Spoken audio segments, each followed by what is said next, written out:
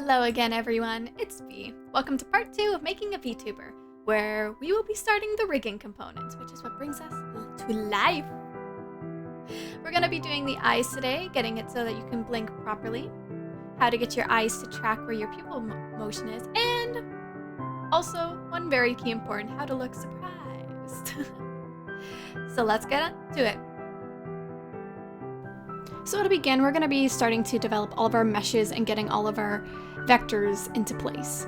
So the meshes are what will allow you to deform your components, such as your eyelid, your eyelashes, and so on and so forth. Here you can see that I'm preparing all of the meshes for my eyes and getting everything set and also clipped to the right layers. Clipping your layers is just where you'll take the clipping ID, the second column there, and you'll be putting it into the clipping mask of whatever you want to stay stuck to the object you're clipping to.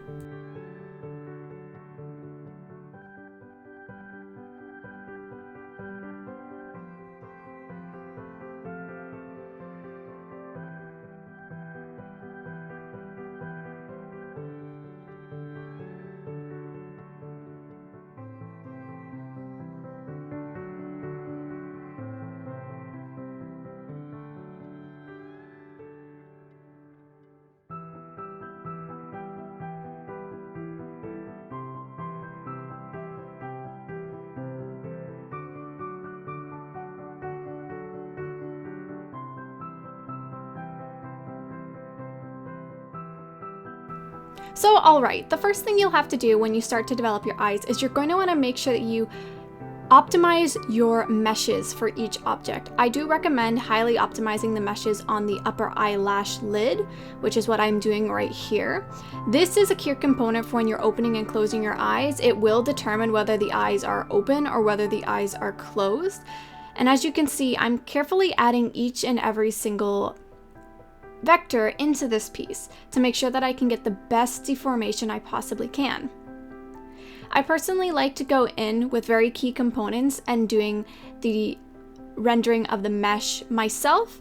There is the auto render tool and you can use the high deform. However, I do find that it can be a little bit unoptimized and can cause a bit of problems. That's why I like to do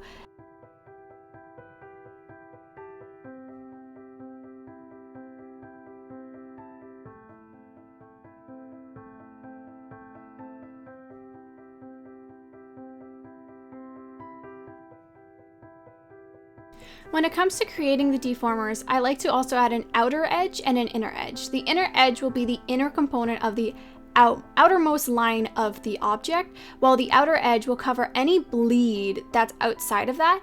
It just allows for the blur, for the movement to be a little bit better, and I can control it a lot nicer than you would otherwise.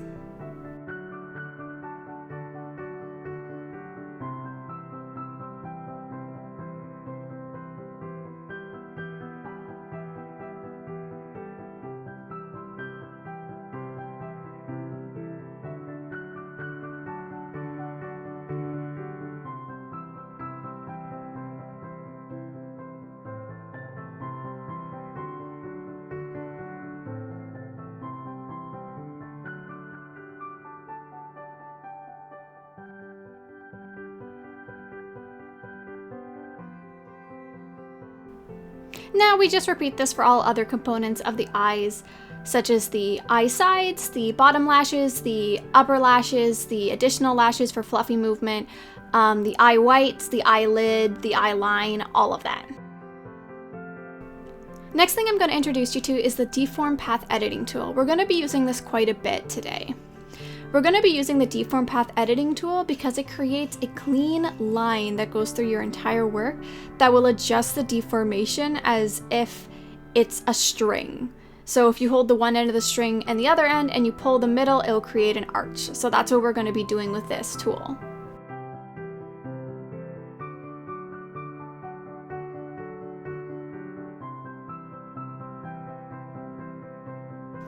Once we have our deform line set in place, we're going to want to make sure that the blue circles in the middle overlap each other.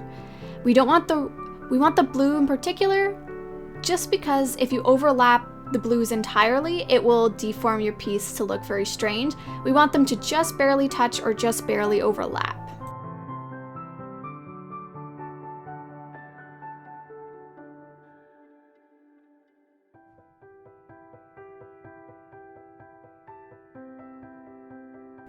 Here you can visually see that the blues are just overlapping and so are the reds. As you can see, I'm adding a deform path again to the bottom lash. I'm also going to be adding one to the upper eyelid and the upper eyelid line, just for the looks. It'll help with anything that has a straight line that you need to move with.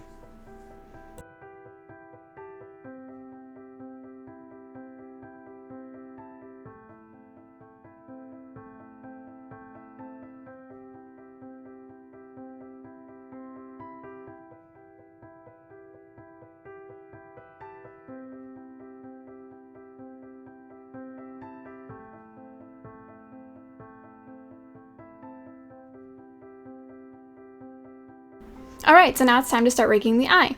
I have up on screen right now the eye open parameter settings that you're going to need to do. The eye open parameter does come automatically with Live 2D, so just look for your eye left or your eye right, whichever one you're rigging, and set up those parameters there. So what we are going to want to do is select everything that we will need for the eyeball and add it into our eyeball open parameters at 0, 1, and 1.2. Right now I am adding in my 1.2 settings, which will make my eyes open and look shocked. I also like to add one around 0.3, 0.2 to give it a nice kind of smooth transition to fully closed. As you can see here, I'm adding that parameter in right now. It just allows your eyes to have a little bit more of a leeway before it jumps automatically to fully closed.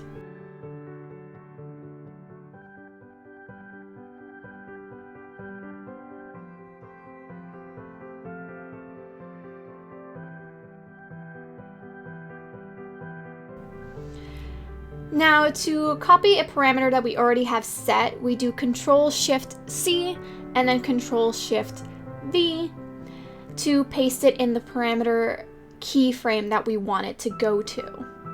Now that we have that done, as you can see, I'm establishing how I want the eye to look fully closed.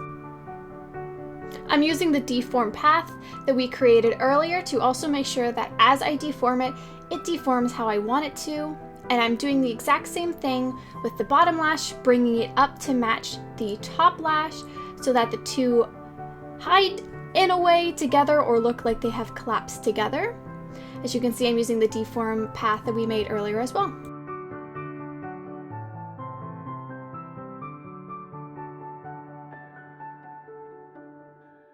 Now at this point, I'm bringing everything else to match what I want it to look at either the partially closed or fully closed positions. I'm bringing down the upper fluffy lashes and I'm using the brush tool to warp it so it looks like it fits in with the location it's at. I'll do the exact same thing with the eyes fully open and with the eyes fully closed. As you can see, deforming so that everything looks nice and uniform and smooth. And we are going to repeat this for any additional lashes we have with the model.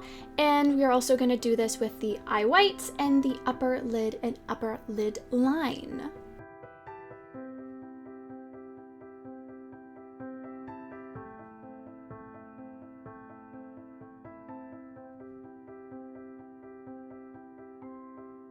So now I'm using the deform path tool on the upper lid line to establish how I want the lid to look at the fully opened or shocked eye position, the 1.2 keyframe.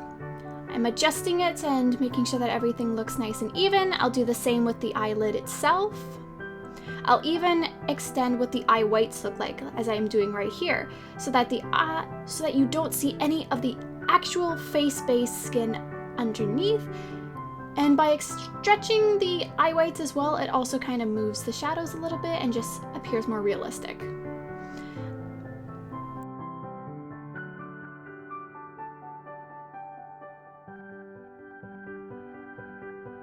Now I'm adjusting the side of the eyelash. I'm making it longer, or I'm collapsing it in a way that looks realistic to how an eyelash would.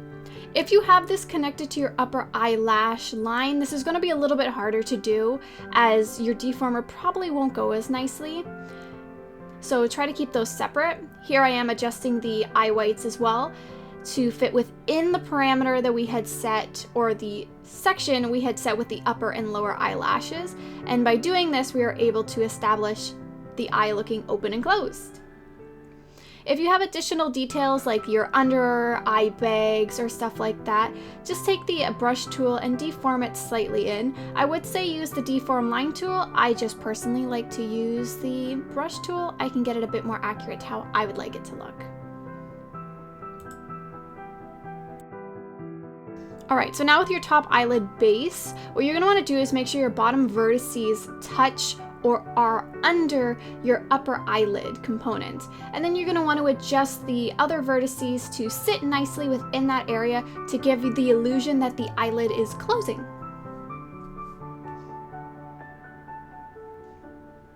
And adjust as you see fit.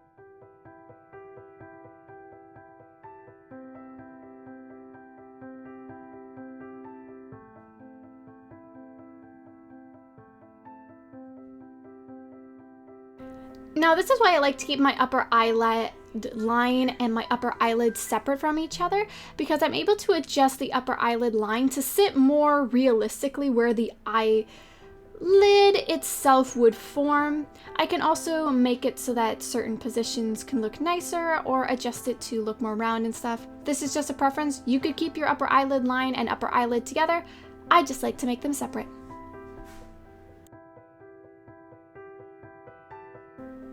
Now I'm just finishing up with the rest of the eye closed, as you can see, adjusting the side of the eyelash itself, making it shrink and having it disappear.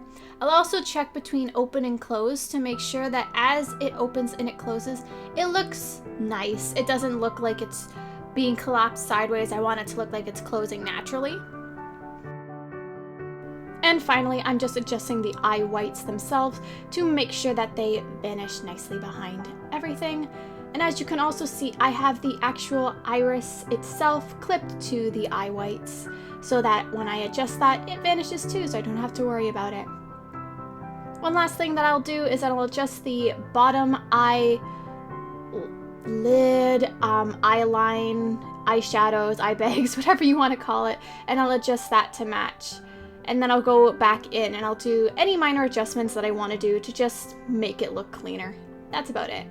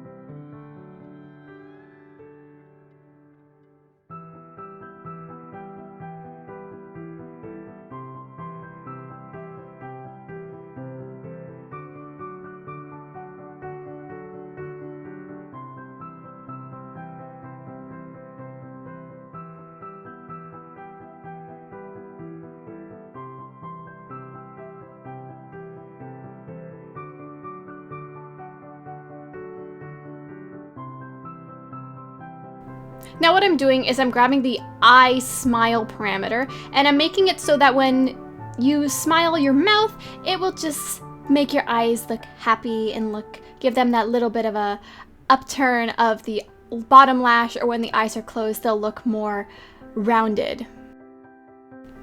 And for the eye smile, you don't have to worry about changing any of the parameter keyforms. Just leave it as it is, and remember, leave 0, 0 to be just what it would look like without a smile, and then use the higher one, which is 1, and set that for what you want the face to look like when you do smile.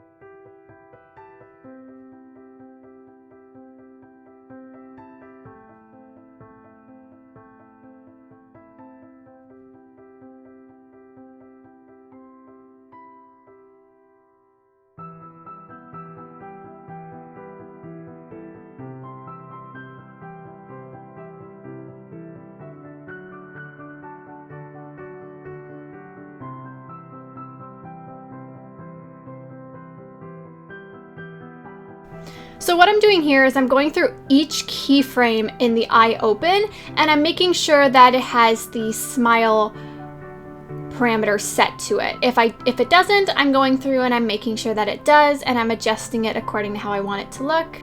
And I'm doing the same thing with the eye fully closed itself.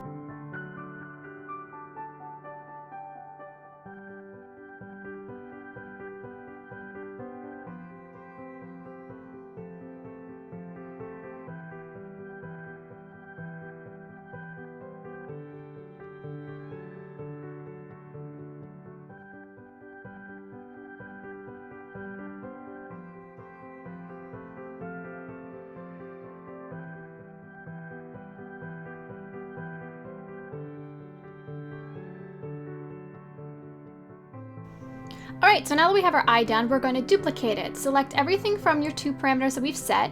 You're going to press Ctrl-C to copy the layers and Ctrl-V to duplicate the layers. You'll know this be done correctly when a blue needle appears, or the rotation deformer. Then all you're going to do is you're going to right-click the screen itself, go all the way down to the bottom to where it says Reflect, reflect it upon the horizontally, and if you have anything X, reflect that as well. Then you're going to press OK. Now we're just going to move it into position. I keep the eye I already have there to make sure that I can line everything up correctly. And remember to click the needle itself. Don't click anything else, just move it by clicking the needle. Once we have that done and we know that it's in the position we want it to be, we are going to delete the layer that we didn't use except for the iris itself. I'm going to show you how to duplicate the iris itself. So if you have 2 different colored irises, what you're going to do is you're going to want to move the second iris from your folder and you're going to want to make sure that it is now within the clipping mask, lock it to the new eye white base that we just copied. Once you have that done, it will be good. It's a little hard to show you, but in your side scrollers, you'll see 2 areas. One, the upper is how everything was imported. The bottom is how everything's shown in Live 2D. You're going to want to make sure that in your Live 2D section, that it's in the right folder with everything else. And if it's below everything in your imported section, just bring that ahead or put that under where the iris of the other eye is. Alright, so now that we have our eye duplicated, we're going to go and click the left eye open parameter. We're going to go all the way down to change, and then we're going to click right eye open. And you're just going to make sure that your eye parameters are set to the same that we had before.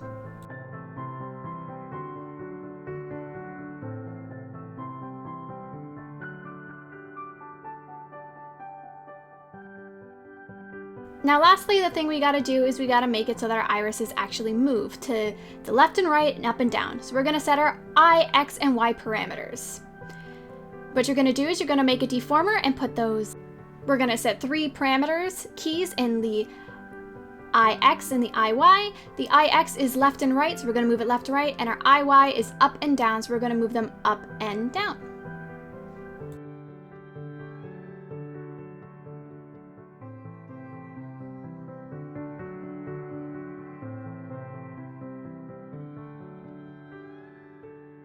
And lastly, we're going to rig the corners. What we're going to do is we're going to link the eyeball X and the eyeball Y, go up to the 3 bars at the top, press Synthesize Corners.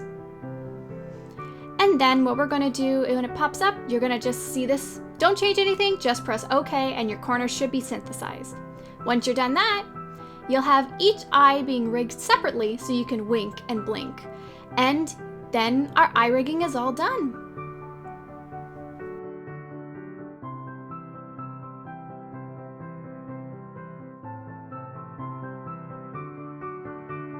Now we're just going to move it into position. I keep the eye I already have there to make sure I can line everything up correctly. And your eyes for and remember Live to click 2D the for your model. Itself. Don't we haven't gone through any of the physics such as jiggles in your eyes or your eyelashes having some bounce to them or anything like that. I'll be covering that next because it does take a little bit of detail and I want to go really into detail on how to do that.